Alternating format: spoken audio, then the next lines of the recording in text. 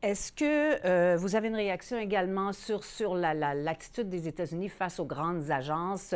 Donc, il y a menace de se détacher de certaines agences. Dans certains cas, c'est vrai. Je pense au USAID, par exemple, qui est en train d'être démantelé. Est-ce qu'on doit s'inquiéter de ce côté-là? Est-ce qu'on doit s'inquiéter pour l'ONU, par exemple? Est-ce qu'on doit s'inquiéter pour le tribunal pénal international? Il y a des menaces de ce côté-là également. Oui, on doit sûrement qu'on doit s'y inquiéter, Madame la France.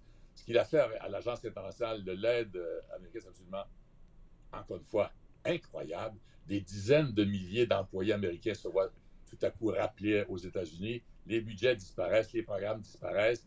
C'est toute la réputation américaine auprès des pays plus démunis, plus en voie de développement qui est remise en question. Mais oui, mais pas seulement pour ce qui est des institutions américaines internes, mais pour de grandes institutions comme, par exemple, l'Organisation du traité de l'Atlantique Nord, l'OTAN. Mhm. Je peux vous dire, Madame la France, là c'est les tarifs aujourd'hui. La frontière aussi, bon, ils nous accusent que sa frontière soit trop perméable. Effectivement, il y a eu des abus, mais je pense que c'est très, très peu des illégaux qui entrent aux États-Unis en provenance du Canada.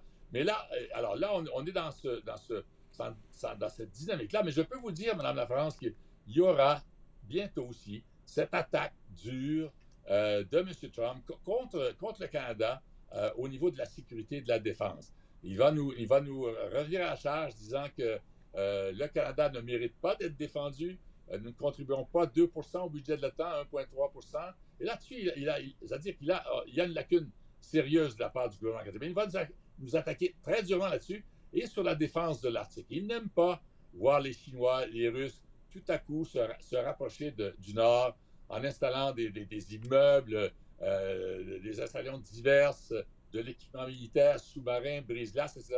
Pour lui, c'est vraiment trop proche du territoire américain. Donc, il va nous attaquer durement là-dessus. Et puis, écoutez, il va falloir faire face encore à ce niveau défi. Mais ça va le renforcer dans son idée que le Canada n'est pas un véritable État, trop dépendant des États-Unis et qu'il vaudrait mieux s'annexer à ce pays. Ce que les Canadiens ne voudront jamais.